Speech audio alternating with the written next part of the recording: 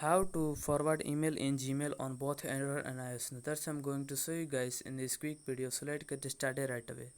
So to forward email in Gmail on both Android and iOS, firstly what you have to do is you have to simply open any of the emails, and then what you can do is you can simply you can see the three dots in the most top right corner, and under the three dots you can also see the second three dots.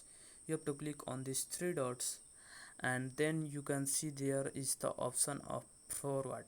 You have to click on the forward, and here you can choose you can type the email address of the person that you want to send. So I type my email address. You can type any of the person's email address that you want to send in these two box. And you can also compose email by clicking on the compose button. You can write anything. You can also give a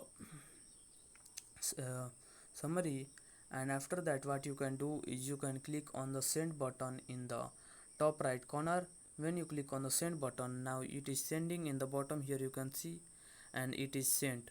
So that's basically that how you can forward any email in the Gmail. So if you found this video helpful, please subscribe to my channel, like on this video, and comment below that it works. I appreciate it.